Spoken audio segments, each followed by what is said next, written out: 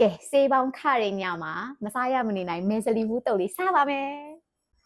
ဒါတော့ပြပြအိမ်နာဈေးကနေဝယ်ခဲ့တာပါ2စီးကို1500ပေးရတယ်ပေါ့နော်ဒါ3000ဘိုးပါ3000ဘိုးတလောက်ရပါတယ်သူကဘူးချင်းနဲ့ရောင်းရင်တော့ဘူးချင်းနဲ့ရောင်းတာဝယ်ရင်တော့ပိုတက်မယ်တင်တယ်ပြပြတို့နာမှာဘူးချင်းမတွေ့လို့ဒီလိုမျိုးလေးပဲဝယ်လိုက်ပါတယ်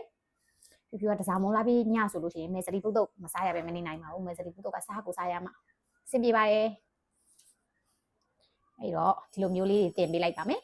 ဒီလိုမျိုးလေးတွေအဖူးလေးတွေချိပဲတင်ပေးမယ်ပေါ့နော်ကဲလေးစီးကိုမှဒီလောက်ရတယ်ပေါ့နော်နှုတ်စီဘူးနဲ့ချင်းတော့တပူးစာလောက်ပဲရမယ်ထင်တယ်လေးစီးကိုဒီလောက်ရပါတယ်ဒါပေမဲ့2ယောက်စားပဲဆိုတော့လေလောက်တယ်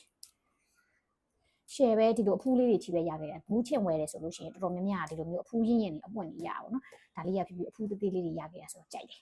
ဒါ3000ပို့ပါကဲပြူဒါလေးကိုသူကနည်းနည်းလေးသူကပြုတ်တဲ့အောင်လေးပဲပြုတ်ထားတာဆိုမားတယ်ဆိုတော့ပြူက15မိနစ်20လောက်ထပ်ပြီးတော့ပြုတ်မယ်ပြုတ်ပြီးမှတုပ်ပါမယ်ကဲဒီလောက်ဆိုရင်မဲဇလီဘူးပြုတ်လေးရပါပြီပြူနိုင်ဝက်မိနစ်40လောက်ပေါ့နော်အဲ့လောက်ပြုတ်ထားပါတယ်နည်းပြူကကျတော့စတောက်မစားချင်လို့နည်းနည်းလေးပို့အီအောင်ပြုတ်လိုက်တာပါအဲ့ဆိုရင်ဒီထဲမှာပါတဲ့အယိုးလေးတွေကိုလိုက်ပြီးတော့ဖယ်ပေးပါမယ်ဒီပြုတ်ထားတဲ့မဲဇလီဘူးလေးတွေကိုရှေ့ကိုစေးအောင်3-4တက်လောက်စေးရမယ်စေးပြီးလို့ရှိရင်တော့ပြူတို့ထောင်းမှာဖြစ်ပါတယ်ဒီလိုလေး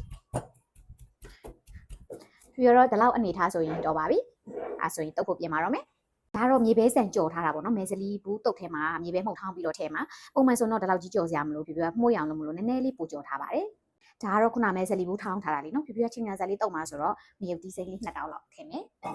ပြီးရင်တမယာသီးလေးတစ်စိမ့်ပြင်မယ်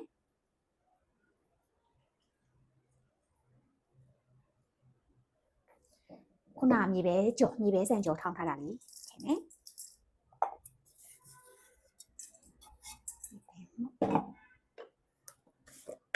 ပြီးရင်ပဲမုတ်လေးနှစ်စုံလောက်ထည့်လိုက်မယ်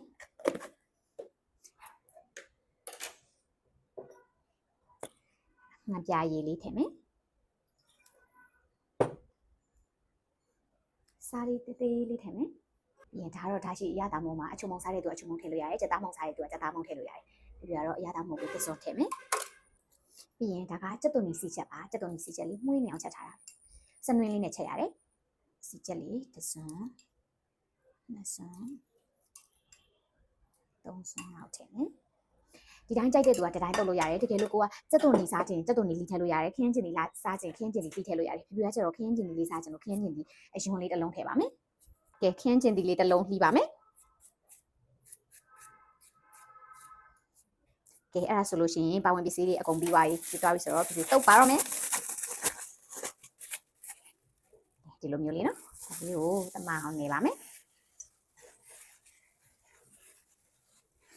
ဇာမုံလာပြင်းညမှာဒီအတုပ်လေးစားရင်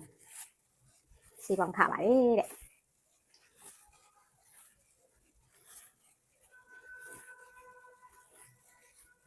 ဒီစတီဘူးတော့ပြပြတော့ကြိုက်ပါတယ်သူရဲ့အရာသာခါတက်စိတ်လေးတော်စားလို့ကောင်းဆိုရင်ပြပြရဲ့မဲစလီဘူးတော့လေးကတော့ဒီလိုလေးပါအရာတာလေးမြည်ကြည့်လိုက်မယ်နော်မြည်ကြည့်လိုက်တော့အရာတာရှယ်ပဲအဲ့ဆိုလို့ရှိရင်ပြပြပကံများလေးထည့်လိုက်ပါတော့မယ်ဇာမုံလာပြညဆိုလို့ရှိရင်ပြပြတို့အညာကိုလွမ်းပါတယ်ဒီချိန်ဆိုလို့ရှိရင်အိမ်တိုင်းကစားစရာတွေအပြည့်အစုံနဲ့တန်တကူတွေကောက်ကြအကုန်လုံးလှည့်ပြီးတော့ကျွေးတဲ့သူကကျွေးစားတဲ့သူကစားတအားကိုပြောစရာကောင်းပါတယ်မတိုးတင်ငန်းရက်တန်တကူကောက်မုတ်တီလျှောက်စားမုတ်ဘိုးတွေတောင်းငယ်ပေါ်ကတော့ပြောစရာကြီးပါကွယ်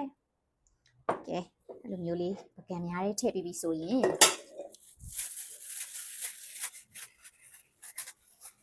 ကြက်သွန်နီစီချက်လေးကိုပေါ်ကနေပြီးတော့စမ်းပါမယ်ဒါလေးကြီးချိုးနေတာပဲဒီကြက်သွန်နီပတ်လေးကြီး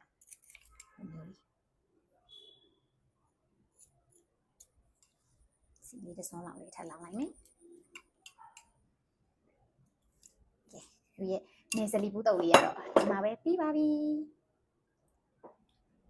ကဲမဲဇလီဘူးတုပ်စပယ်ရှယ်လေးရောက်ပါပြီတော်ကိုစားလို့ကောင်းပါတယ်ကဲအားလုံးပဲစေးပေါင်းခါတဲ့တစောင်းမုံလာပြညမှာမဲဇလီဘူးတုပ်လေးစားရင်းနဲ့တစ်နှစ်ပတ်လုံးကျမချမ်းသာကြပါစေဘိုင်ဘိုင်